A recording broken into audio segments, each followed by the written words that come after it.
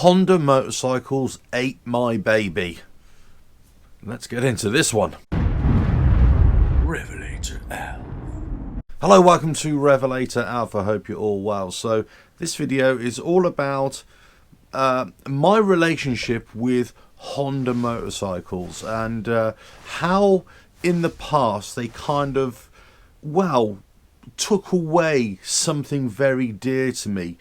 The dingo stole my baby, as it were. You know, the Honda motorcycles stole something from me. It was a kind of a passion of motorcycles. And do you know what? It wasn't even their fault.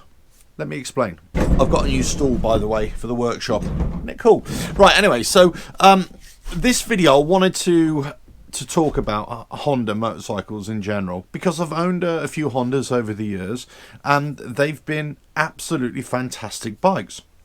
In fact, the modern bikes that Honda produce are really, really good. You know, they are brilliant bikes to ride, they are brilliant bikes to own, but what is it about a Honda that just isn't exciting? It isn't sexy for some people. I'm not saying for all people, because there are many Honda riders out there who actually love their Hondas, of course, and you should, because it's a fantastic bike, or whatever model it is, whatever bike it is. I'm sure it's brilliant for you, but for many others it isn't. And this is what I always had with Honda. There's always 2 or 3 Hondas historically that would always be in my top 10 of motorcycles. CB750, the Honda Cub, the C50, 70, 90, that kind of thing from yesteryear. Even the modern Super Cub, the 125. I think it's a fantastic bike. Even the off-road version, the CT125. I think it's great. I've made a video about it asking when will they ever release this in Europe. But when I rode Hondas, and even the ones from back in the day when I was coming up, riding bikes, there was always something about a Honda that just didn't do it for me. And I can't tell you what it is. It's like every time I rode them, it sort of stole something from me. It was stealing a passion from me. It was stealing a drive from me.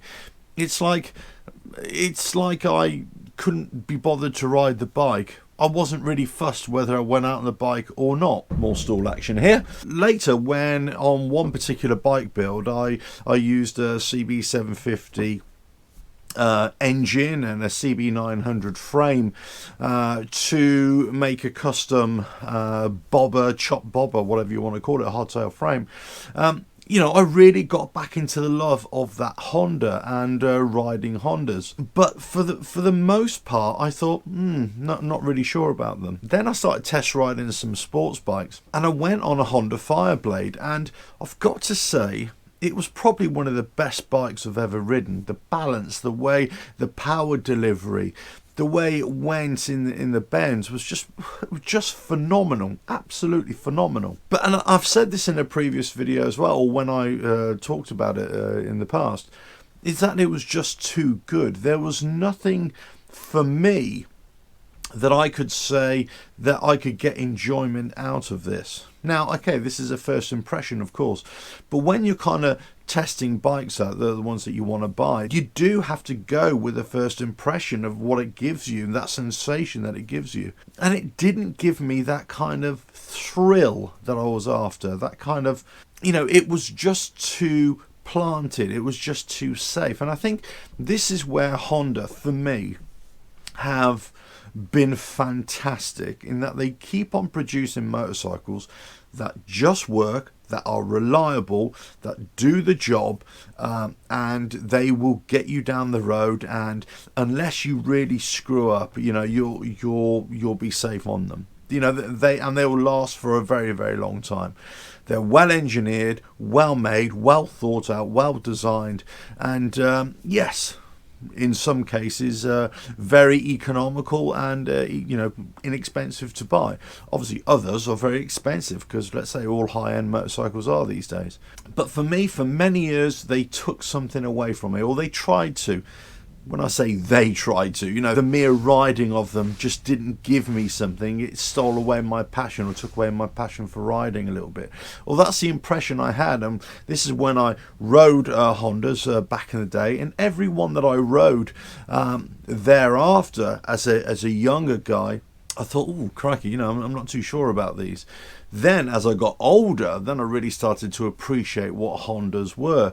So I kind of did it the wrong way round, as it were. I really should have appreciated Hondas a lot more when I was growing up, but I didn't, because I was kind of with other brands, really. So I always thought this was an interesting thing. And, you know, there are lots of people out there who absolutely love Hondas. And I can see why. And I love Honda motorcycles, or I love their engineering excellence. And I love the way they deliver certain motorcycles or scooters. I think they're just brilliant. I mean, you can't argue with the greatest motorcycle manufacturer in the world, the biggest, the one that sells the most units. You just can't argue with the figures, the numbers. They're just there for everybody to see. For many years, they were in the racing wilderness, and then they just came on strong, you know, for 15, 20 years. And that, you know, they were leaving everybody behind. You know, and this is not just on the racetrack with MotoGP, or, you know, in World Superbikes, let's say, or, you know, even on the dirt, you know, motocross, that kind of thing. They produce bikes that were just competition killers. They just wipe the floor with everybody, and then everybody has to catch up, you know, that kind of thing. So they consistently produce bikes that are great.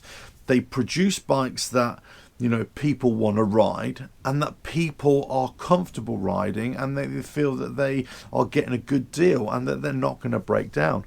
So what more can you ask for in a bike? And the thing that you want sometimes is that thing that you cannot define, that thing that, you know, grabs your attention, that holds your attention, that, you know, it's a thrill ride, let's say. You know, it might be a bit clunky, but it keeps you engaged with the bike. And I think that is sometimes what, you know, Honda have failed to do. You know, they've built bikes for the masses, and the masses of people have to be satisfied, so they've kind of smoothed over lots of edges. Whereas you take another brand that is not a bike of the masses, let's say, they're tailoring a bike to a very specific audience, or a style of rider, and that's why a Honda is not really suitable for those kinds of riders. But this is my impression. Let me know what you think in the comments below. I am a fan of Honda motorcycles.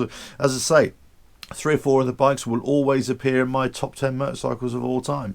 But I think that sometimes they are a bit soulless sometimes, or they're just a bit too good for their own good. And I could be completely wrong here, and I know many Honda riders out there will actually totally be spitting feathers now, I know. But, you know, I am a fan. I do love them, and I think their engineering is fantastic. I just think sometimes that they're not quite there in ride satisfaction, or those things that you just cannot define. There is a missing ingredient, and that missing ingredient is why they are so good. That's why they are so popular.